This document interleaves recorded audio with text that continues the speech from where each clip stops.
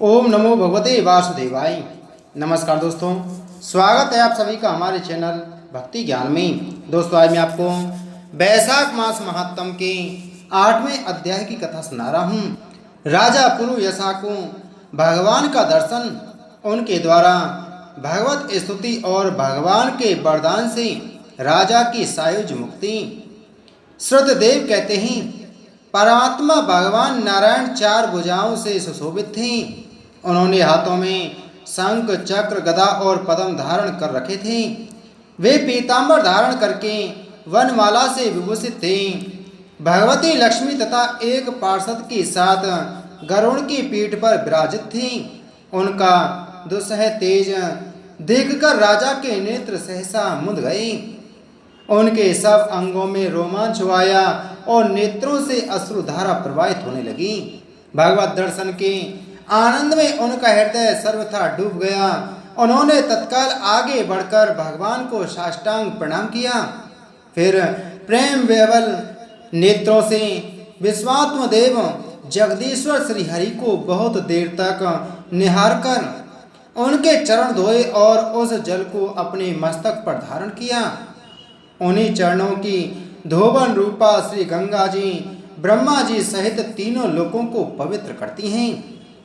तत्पश्चात राजा ने महान वैभव से बहुमूल्य वस्त्र, आभूषण और चंदन से हार, धूप, दीप तथा अमृत के समान निवेदन आदि से एवं अपने तन, मन, धन और आत्मा का समर्पण करके अद्वितीय प्राण पुरुष भगवान विष्णु का पूजन किया।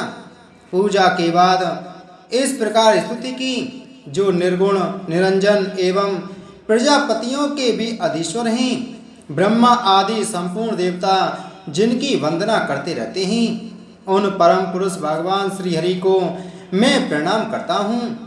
शरणागतों की पाप राशि का नाश करने वाले आपके चरणारविंदों को परिपक्व योग वाले योगियों ने जो अपने हृदय में धारण किया है, यह उनके लिए बड़े सौभाग्य की बात है।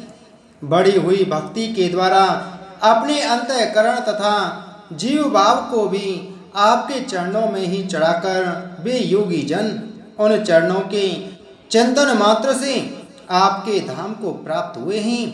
विचित्र कर्म करने वाले आप स्वतंत्र परमेश्वर को नमस्कार हैं। साधु पुरुषों पर अनुग्रह करने वाले आप परमात्मा को प्रणाम है।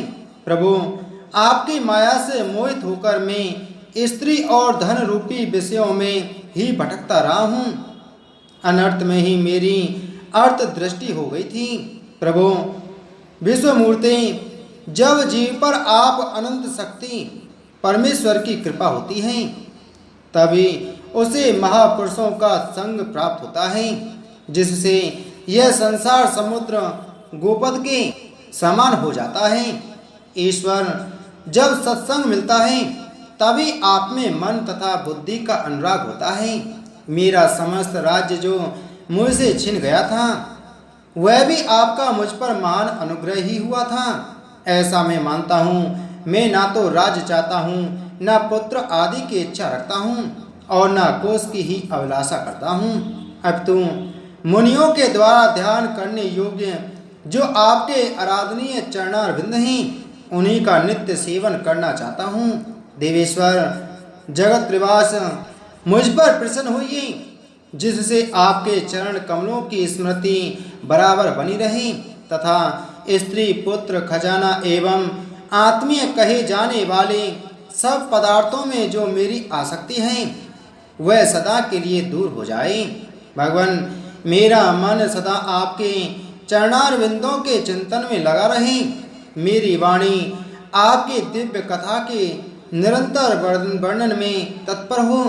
मेरे ये दोनों नेत्र आपके श्री विग्रह के दर्शन में, कान कथा श्रवण में तथा रसना आपके भोग लगाए हुए प्रसाद के आस्वादन में प्रवृत्त हो। प्रभु, मेरी नासिका आपके चरण कमलों की तथा आपके भक्तजनों के गंध विलेपन आदि की सुगंध लेने में, दोनों हाथ आपके मंदिर में झाड़ू देने आप आदि की सेवा में, दोनों पैर आपके तीर्थ और कथा स्थान की यात्रा करने में तथा मस्तक निरंतर आपको प्रणाम करने में संलग्न रहे। मेरी कामना आपकी उत्तम कथा में और बुद्धि अहरनिश आपका चिंतन करने में तत्पर हो। मेरे घर पर पधारे हुए मुनियों द्वारा आपकी उत्तम कथा का वर्णन तथा आपकी महिमा का गान होता रहे और इसी में मेरे दिन बीते।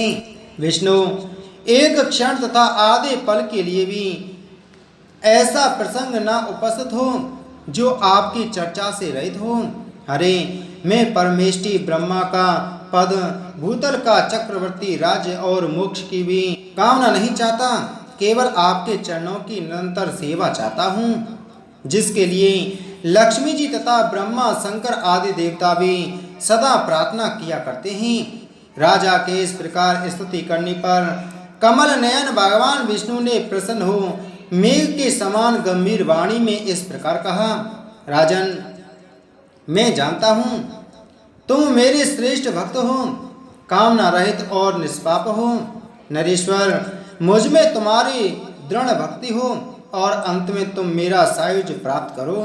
तुम्हारे द्वारा किए हुए इस स्तोत्र से इस पृथ्वी पर जो लोग स्तुति करेंगे उनके ऊपर संतुष्ट हो मैं उन्हें भोग और मोक्ष प्रदान करूंगा। इसके बाद वे कल्याणमयी गोदावरी नदी में स्नान करने के लिए गए। मार्ग में परम पवित्र भीमरथी को पार करने के बाद दुर्गम जल शून्य एवं भयंकर निर्जन वन में धूप से विकल हो गए थे। बैसाख का महीना था और दोपहर का समय वे किसी वृक्ष के नीचे जा बैठे। इसी समय कोई दुराचारी व्याध हाथ में धनुष धारण किए वहां आया।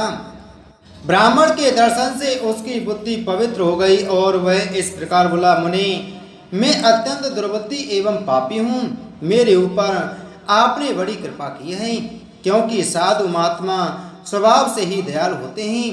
कहाँ मैं नीच कुल में उत्पन्न हुआ व्याध और कहाँ मेरी ऐसी पवित्र बुद्धि। मैं इसे केवल आपका ही उत्तम अनुग्रह मानता हूँ। साधु बाबा, मैं आपका शिष्य हूँ, कृपा पात्र हूँ। साधु पुरुषों का समागम होने पर मनुष्य फिर कभी दुख को नहीं प्राप्त होता। अतः आप मुझे अपने पाप नाशक वचनों द्वारा ऐसा उपदेश दीजिए जिससे संसार बंधन से छूटने की इच्छा रखने वाले मनुष्य अनायास ही भवसागर से पार हो जाते हैं। साधु पुरुषों का चित्त सबके प्रति समान होता है। वे सब प्राणियों के प्रति दयालु होते हैं। उनकी दृष्टि में न कोई नीच है, न ऊंच, न अपना है, न पराया।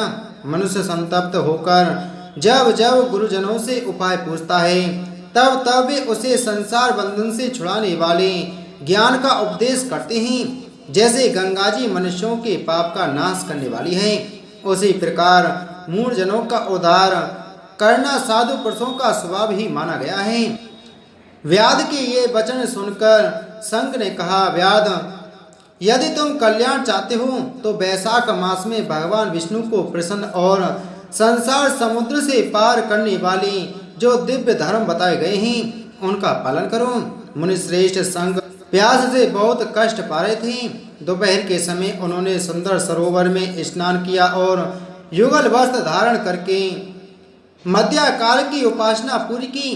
फिर देव पूजा करने के पश्चात व्याध के लाए हुए श्रमहारी एवं स्वादिष्ट कैथ का फल खाया।